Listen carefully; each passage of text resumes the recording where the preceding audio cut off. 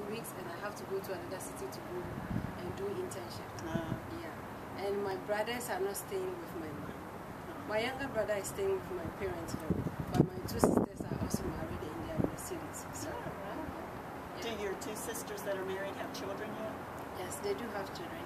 The first one have got 4 children, but have 1 twin. So it's like if you divide a twin, then she has got 5 children. And then the second one has got 4. Wow.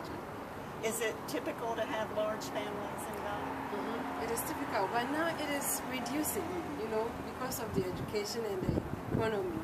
People now want to educate their children and take them to a higher level. So if you are having so many children and you can't educate them, and there is no need.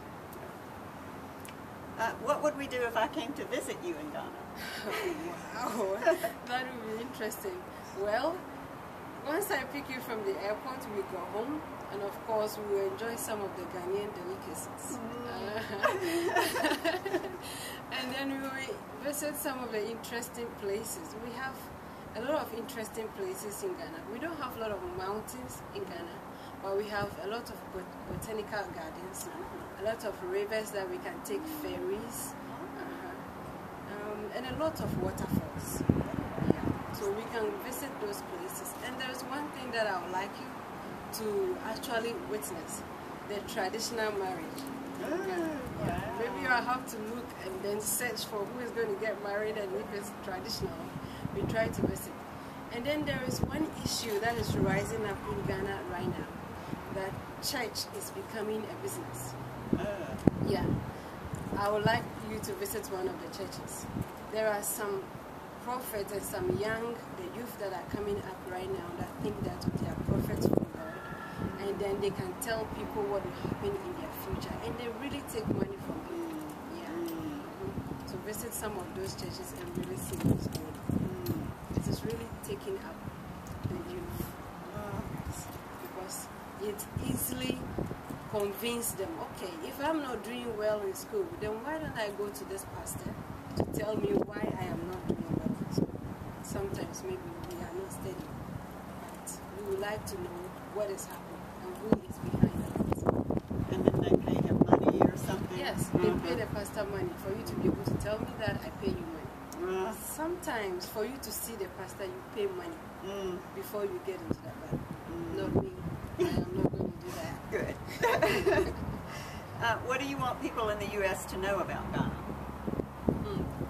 There are a lot of things, but first of all, I would like them to understand that Ghana is a country that is rich in culture and traditions, because we have about 46 languages, and all these languages are tribes that have a different way of living, and doing their things. And apart from that, Ghana's contribution to the world's peace, like Ghana has been able to produce a UN secretary. The former UN secretary was from Ghana. And then Ghana is one country, the second largest country that produces cocoa in the whole world. Wow. And then, looking at what is going on in Africa, and I mean, Africa is known in the whole world as a country that's not peaceful. A continent that have a lot of fighting and a lot of things going on. But Ghana is one of the most peaceful countries in Africa. I mean, it is the most peaceful country in Africa. And if you want to tour Ghana or you want to visit Ghana, there is no fear of war or anything.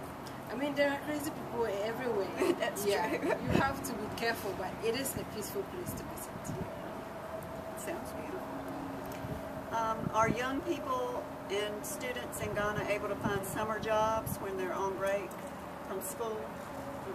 Not at all. Sometimes, even if you'll be able to find, it will be like a supermarket that you have to work. And even that, if those people get to know that you're a student, and then you'll be leaving within 3 months, nobody is going to employ you. And the system of education in Ghana, like the tertiary, is such that you cannot work unless you are part-time. In my institution, we have the evening school and the full-time. If you're a full-time student, you can work. But if you are an evening student, you go to work and then you come to school only in the evening. sometimes times up. They start like 6. Yeah. So that is the time that you go for your lectures, but you pay a lot of fees for that. Because we take like 8 courses, and then it's like the whole day you are going for lectures. And even during the vacations, you know, the polytechnic system is such that they have to train you. You have to feel what is going on in the world. So you need to go to the industry and do internship for 2 months. So during your breaks you do internships. What is one thing you would have changed about your year here in the U.S. if you could have changed something? That's a difficult question because this program is very perfect. I see it as perfect. It is well structured. But one thing I would have loved to change is the internship, because I really want to feel the U.S. industry. As an engineer coming up, I would like to know what goes on in the field. Though I have done internship, but I would have loved to be on the field with these workers like the way I do in Ghana. The whole day, you feel like you're a worker. You go and spend the whole day instead of part of a lot of days. And you go with them when there is a problem on the field. And you can ask questions. And sometimes they assign you work for you to do if there is a problem. So that develops you. That's true. For you to think and apply what you have learned in the classroom. So maybe more of a job shadowing opportunity than just to go in and work on a project. And what will be your favorite memory of your time here?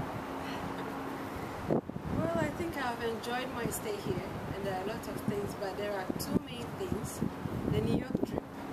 There's one thing that I don't know, but the time that we got to Chinatown, and then we were with our baggages, although we knew a hotel that we were supposed to search for and log in, it wasn't easy for us. And I wonder how people just get up and they travel to other countries without knowing anybody, and they just get it. I imagine, and I put myself in the shoes of those who immigrate, especially the illegal ones that visit the developed countries. Yeah.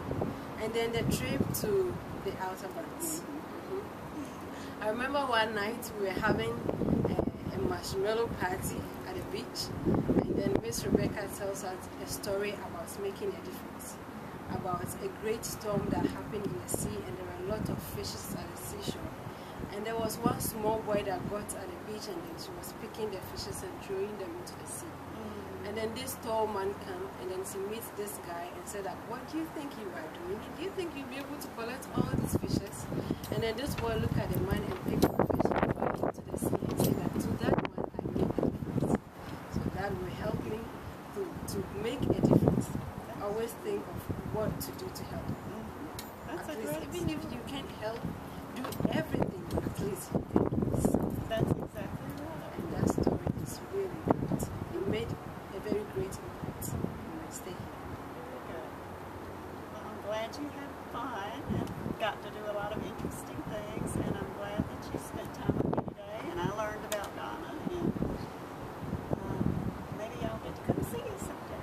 Right. And we have really enjoyed having you, and we're going to miss you when you go home, and when you come back to work on your master's, we hope you'll come see us. I welcome, because I've met a lot of friendly people in America. If you go to my country, people have a perception that Americans are not that friendly.